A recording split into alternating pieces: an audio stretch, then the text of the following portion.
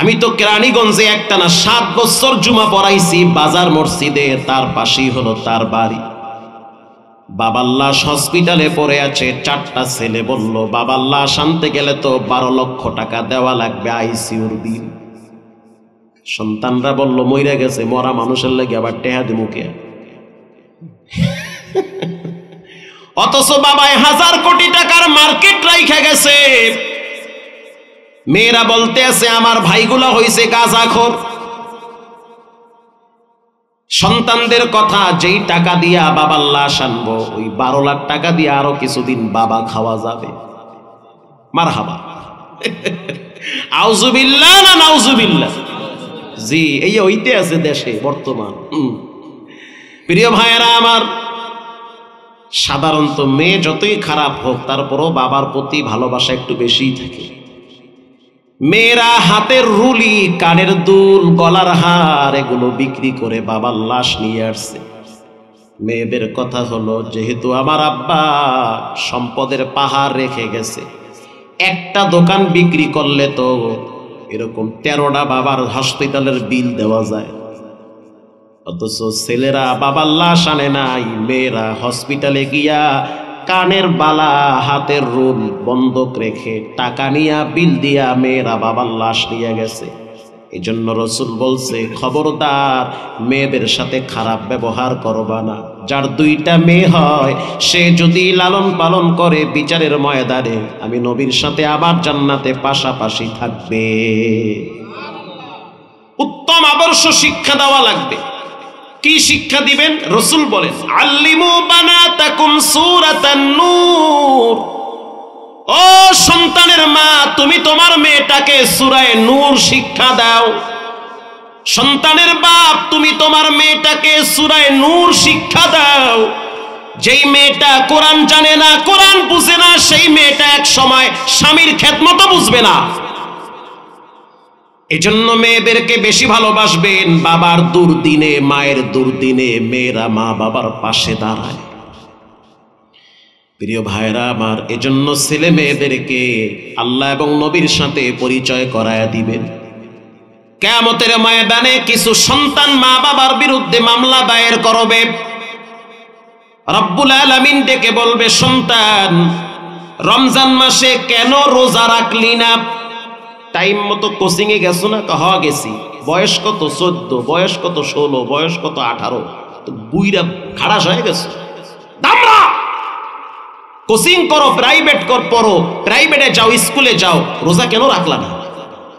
অনেকের তো 7 বছরের বাচ্চা মেয়েটাও রোজা রাখে, অনেকের ছোট 8 বছরের ছেলেটাও রোজা রাখে। কিসের কোচিং এর দোহাই আর প্রাইভেটের দোহাই দিয়ে রোজা ছাড়লা? সন্তান বলবে, আল্লাহ এটি আমার কোনো দোষ নাই, দোষ হয়েছে যার ঘরে খাইছি হ্যার দোষ। কথা ঠিক না বেঠি? যার ঘরে ছিলাম তার দোষ, আমি কি বুঝি? আল্লাহ বলবে সেই লোককে, বলে আমার আব্বা। আই হাই, কয় কি? এবার সন্তান ডাইরেক্ট বাবার বিরুদ্ধে মামলা দায়ের করবে। রব্বানা ইন্না আতা'না সাদাতানা ওয়া কুবারা'না ফাআদাল্লুনা সাবিলা। হয় নাই? আর একটু ভলিউম বাড়ান। আল্লাহু আকবার।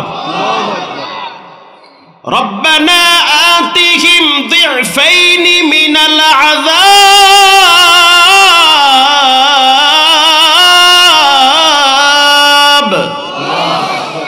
রব্বুল আলামিন, আমার কোনো দোষ নাই, দোষ হলো আমার মা আর বাবার। কোচিং এ না গেলে বাবায় ধমক দিত, প্রাইভেটে না গেলে ধমক দিত, রোজা রাখি নাই বাবা একদিনও ধমক দেয় নাই। বাপ কইবা, আল্লাহ পোলারে ধমক দিমু কি, মুই তো নিজেই রোজা রাখি না। আবার কিছু মুসল্লি আছে, কিছু মানুষ আছে রোজা রাখে না, কিন্তু ইফতারির টাইমে ঠিকই মসজিদে গিয়া বয়া থাকে। ইমাম সাহেব কয়, কিও রোজা রাখছো? কয় হুজুর রাহি নাই। ইফতারি খাইতে আইলি যে? তো রোজা তো রাহি নাই, কবিরা গুনাহ কামাইছি, ইফতারি না খাইয়া কি জাহান্নামে যাবো? ওরে আল্লাহ, তো দারুণ ফতুয়া বাস। রব্বানা আতিহিম যিফাইনি মিনাল আযাবি ওয়ালআনহুম লা'নান কাবীরা।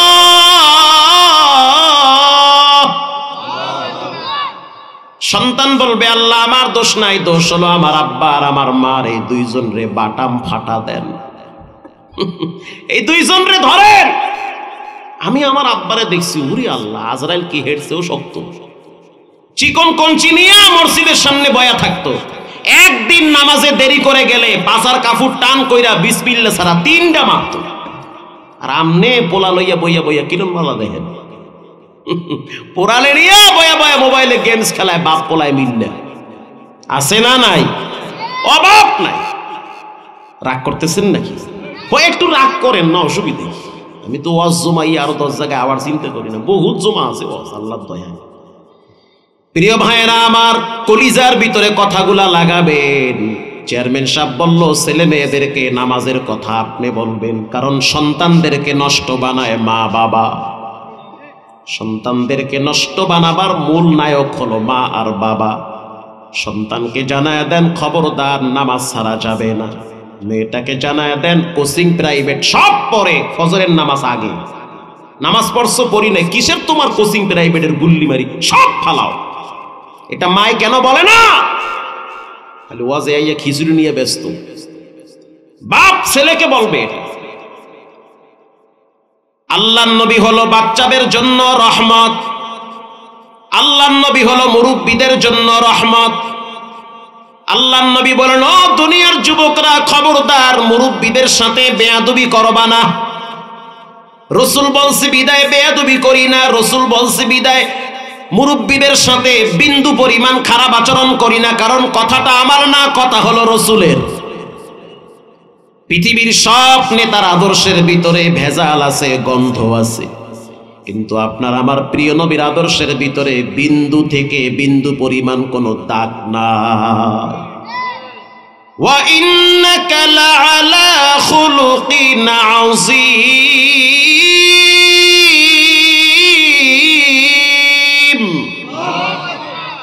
আল্লাহর নবীর চরিত্র সর্বোত্তম চরিত্র। পৃথিবীর মানুষ নবীর মর্যাদা জানো, নবীর মর্যাদা শুনো। এখানে এমন যুবক আছে 10টা নেতার নাম জানে, 10টা নেত্রীর নাম জানে, অথচ নবীর নাম জানে না। এখানে এমন যুবক আছে 10টা নাটকের নাম জানে, 10টা নায়িকার নাম জানে, 10টা নায়কের নাম জানে, 10 জন খেলোয়াড়ের নাম জানে, অথচ নবী সম্পর্কে বললে 2 লাইন বলতে পারবে না, পারবে না।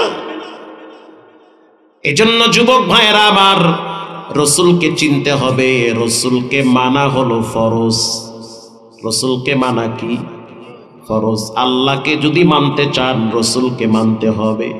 কুল ইন কুনতুম তুহিব্বুনাল্লাহ, নবী আপনি জানায় দেন আমি আল্লাহরে তারা ভালোবাসতে চাই কি চায় না। আপনারা আল্লাহকে ভালোবাসতে চান কি চান না? আল্লাহকে যদি ভালোবাসতে চান, ফাত্তাবিউনি ইউহিব্বুকুমুল্লাহ, তাহলে অবশ্যই আপনাকে যেন মানে, আপনার ইতাআত করে, আনুগত্য করে। ইউহিব্বুকুমুল্লাহ ওয়া ইয়াগফির লাকুম যুনুবাকুম, রাসূলকে যদি মানা হয় তো আল্লাহকে মানা হবে। আল্লাহকে যদি মানা হয়, রসুলকে যদি মানা হয়, তাহলে রব্বুল আলামিনের ওয়াদা আল্লাহ তাদের গুনাহগুলো মাফ করে দিবে।